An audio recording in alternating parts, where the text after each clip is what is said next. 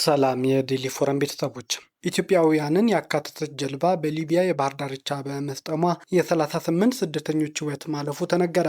በምስራቃዊ የሊቢያ ባህር ዳርቻ አንድ ጀልባ በመስጠሙ 38 ሰነድ አልባ ስደተኞች ሕይወታቸው ማጣታቸውን የሊቢያ ጠቅላይ አቃቤ ሕግ ጽሕፈት ቤት ሰኞ ዕለት አስታውቋል።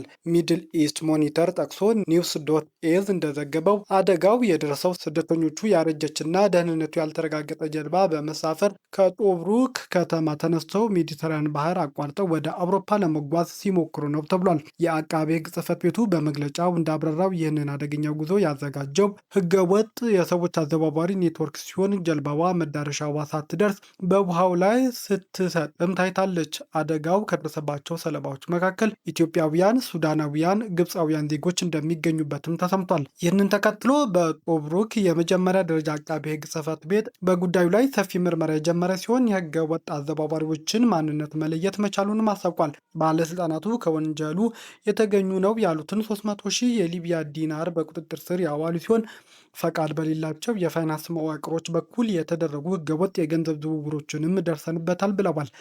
መርማሪዎቹ የኔትወርኩ አባላት ታስረው ለፍርድ እንዲቀርቡ ትዕዛዝ ያስተላለፉ ሲሆን የሟቾች ማንነት አጣርቶ ለባለቤቶቻቸው ለማሳወቅ ከፍተኛ ጥረት እየተደረገ እንደሆነም ተነግሯል። ይህ አሳዛኝ ክስተት በሜዲተራኒያን ባህር ላይ በየዓመቱ በመቶዎች የሚቆጠሩ ሰዎች ህይወት ከሚቀጥፉ በርካታ አደጋዎች ውስጥ የቅርብ ጊዜ ነው። ዓለም አቀፍ ድርጅቶችና ባለስልጣናት ደህንነታቸው ባልተጠበቁ ጀልባዎች የመጓዝ አደጋና በህገወጥ አዘዋዋሪዎች የሚደርሰው ብዝበዛ በተደጋጋሚ ሲያስጠነቅቁም ይታያል። አሜሪካ ጦርነቱን ለማቆምና የሆርሙዝ ባህር ሰላጤ ዳግም ለመክፈት የሚያስችለውን የኢራን ሀሳብ ውድቅ አደረገች። የኢራን የኒውክሌር ፕሮግራም አወዛጋቢ ጉዳይ ወደ ጎን የሚያደርገው ይህ አዲስ የቴህራን የድርድር ሀሳብ አሜሪካ እንደማትቀበለው አሳውቃለች። የውጭ ጉዳይ ሚኒስትሩ ማርኮ ሮቢዮ ሰኞ ምሽት እንደገለጹት ይህ የኢራን አዲስ የሀሳብ ከቀድሞቹ የተሻለ ቢመስልም ፕሬዚዳንት ዶናልድ ትራምፕና የብሔራዊ ደህንነት ቡድናቸው ከተወያዩበት በኋላ ዋሽንግተን የባህር ላይ እገዳውን አንስታ ሀሳቡን ለመቀበል ፈቃደኛ እንደማትሆን ገልጸዋል።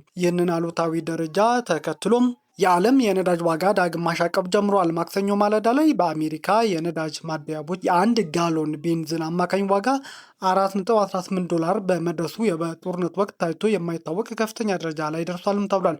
ዓለም አቀፍ የብሬንት ድፍድፍ ነዳጅ ዋጋ እንዲሁም በአንድ በርሜል $111 በላይ መሆኑን የ3 ሳምንት ከፍተኛ ዋጋም ሆኖ ተመዝግቧል።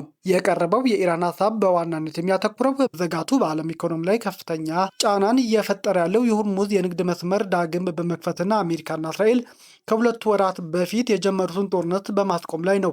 ሆኖም ኢራን አወዛጋቢው የኒኩለር ድርድር ለሌላ ጊዜ የሚያስተላልፍ አማራጭ አቅርባለች። ማርኮ ሮቢዮ ከፎክስ ኒውስ ጋር በነበራቸው ቃለ ምልልስ መጀመሪያውንም ወደዚህ ጦርነት የተገባው ዋነኛው የኒኩለር ጉዳይ መሆኑን በማንሳት ሀሳቡ አሜሪካ ውድቅ አድርገዋለች ብለዋል። ኢራናውያን እጅግ ጎበዝ ተደራዳሪዎች መሆናቸውን ያነሱት ሮቢዮ ማንኛውም ስምምነት ኢራን የኒኩለር ጦር መሳሪያ እንዳትታጠቅ በማያደርግ ሁኔታ የሚያግድ መሆኑ እንዳለበትም አስምረውበታል።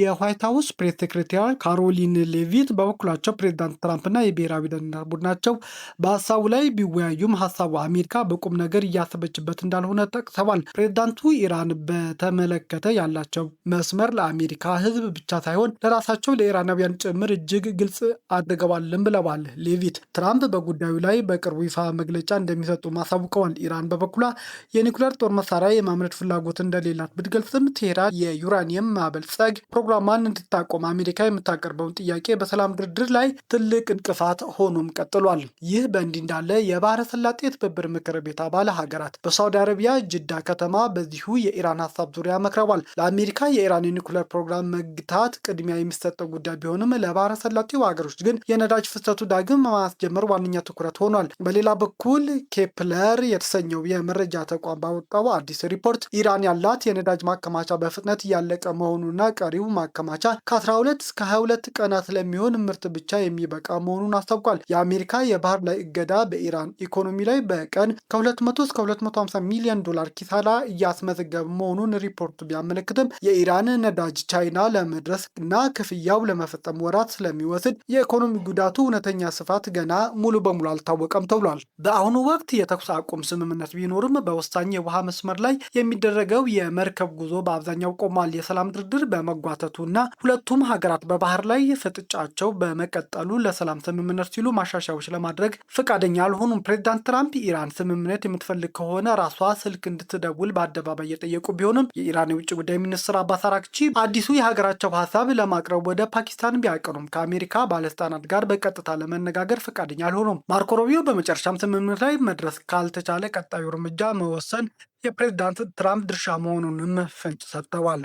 የባህር ሰላጤው ትብብር ምክር ቤት አባል ሀገራት መሪዎች የኢራን ጦርነት ከተጀመረ ወዲህ ለመጀመሪያ ጊዜ በአካል ሳዑዲ አረቢያ ውስጥ ሊሰበሰቡ መሆኑ ሮይተርስ ዘገበ። የመሪዎቹ ስብሰባ የሚያተኩረው 2 ወር በሞላው ጦርነት ለዘነቡባቸው በሺዎች የሚቆጠሩ የኢራን ሚሳኤሎችና ድሮኖች ጥቃቶች ምላሽ ማዘጋጀት ላይ እንደሚያጠነጥን የዜና ወኪሉ ምንጮችን ጠቅሶ ዘግቧል። በአሜሪካና እስራኤል ጦርነት የተከፈተባት ኢራን በስድስቱም የባህረ ሰላጤ ትብብር ምክር ቤት አባል ሀገራት የሚገኙ የኤነርጂ መሰረተ ልማቶች ላይ ጥቃት ፈጽማለች። ከአሜሪካ ጋር ግንኙነት ያላቸው ተቋማትና ሌሎችም የሲቪል መሰረተ ልማቶች እንዲሁም ወታደራዊ ይዞታዎችንም ኢራን አጥቅታለች። ሮይተርስ ጠቅሶ የዘገበው የሳውዲ አረቢያ መንግስት መገናኛ ብዙሃን ዘገባ እንደሚያመለክተው የኳታር፣ ኩዌት፣ ባህሬን መሪዎች እንዲሁም የተባበሩት አረብ ኤምሬት የውጭ ጉዳይ ሚኒስትር በስብሰባው ለመሳተፍ ጅዳ ገብተዋል። የባህረ ሰላጤው ምክር ቤት ለጦርነት በቂ ምላሽ አልሰጠም በሚል ከኤሚሬትስ ትችት ቀርቦባታል። ግዙፍ የነዳጅ ኩባንያ ቢፒ የኢራን ጦርነት ከመጀመር ወዲህ ትርፍ በእጥፍ ማደጉን ገለጸ።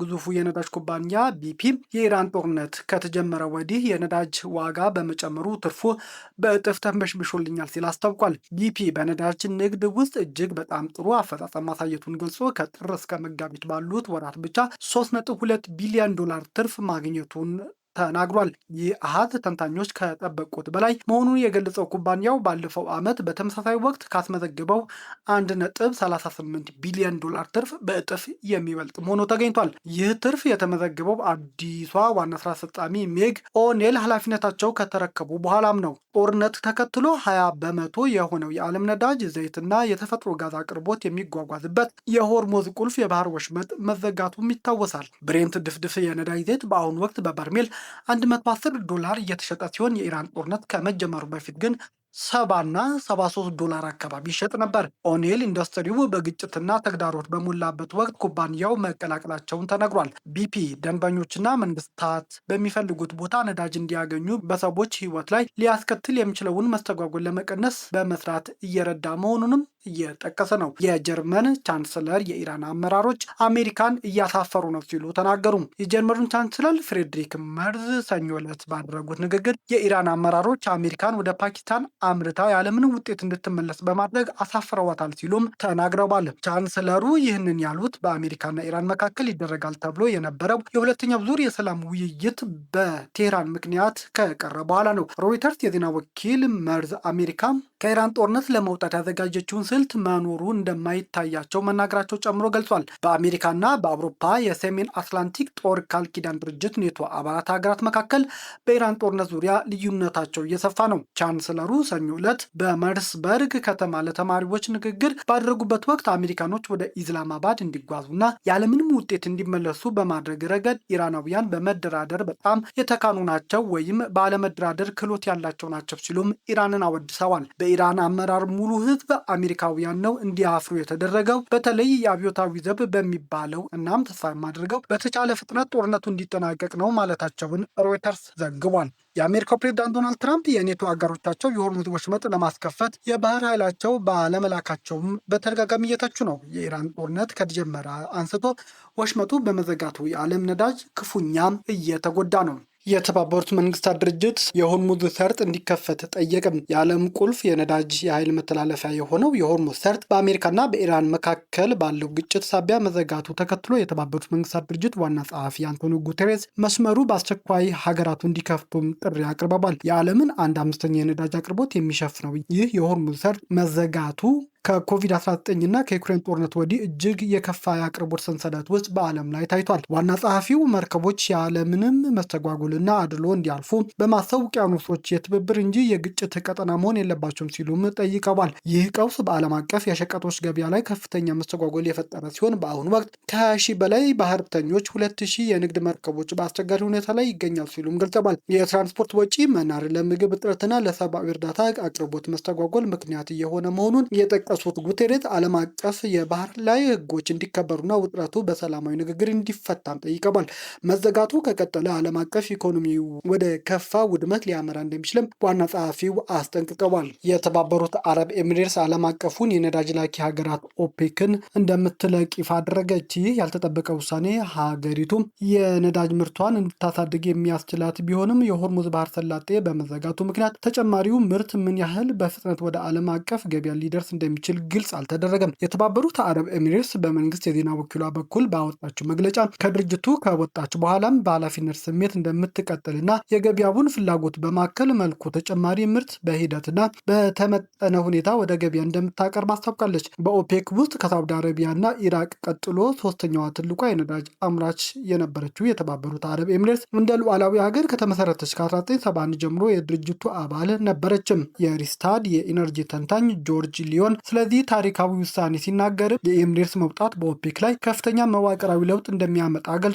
በሆርሙዝ ባህረ ሰላጤ ባለው መስተጓጎል ምክንያት የአጭር ጊዜ የገበያ ተጽዕኖ እምብዛም ላይታይ ቢችልም በረጅም ጊዜ ሂደት ግን ኦፔክ መዋቅራዊ በሆነ መንገድ እንደሚዳከም አስጠንቅቋል። ይህ በእንዲህ እንዳለ ከአሜሪካና ኢራን የሰላም ድርድር መክሸፍ ጋር ተያይዞ የአሜሪካ ድፍድፍ ነዳጅ ዋጋ ከሚያዝያ 10 ወዲህ ለመጀመሪያ ጊዜ አንድ በርሜል $100 በላይ ሆኗል። ተንታኞች እንደ ጠንካራ የዋጋ ማጣሪያ ይመለከቱት የነበረው $100 ገደብ በመስበር የዌስት ቴክሳስ ኢንተርሚዲየተር ድፍድፍ ነዳጅ በማለዳው ግብይት ወደ $102 ሲጠጋ ዓለም አቀፉ የብሬንት ነዳጅ ደግሞ ወደ $113 ከፍ ብሏል። እንደ አሜሪካ አውቶሞቢል ማህበር መረጃ ከሆነ በአሜሪካ ሀገር አቀፍ የነዳጅ ማደያ ዋጋ በጋሎን $4.18 የደረሰ ሲሆን ይህም የዘንድሮ ከፍተኛ ዋጋም ሆኖ ተመዝግቧል።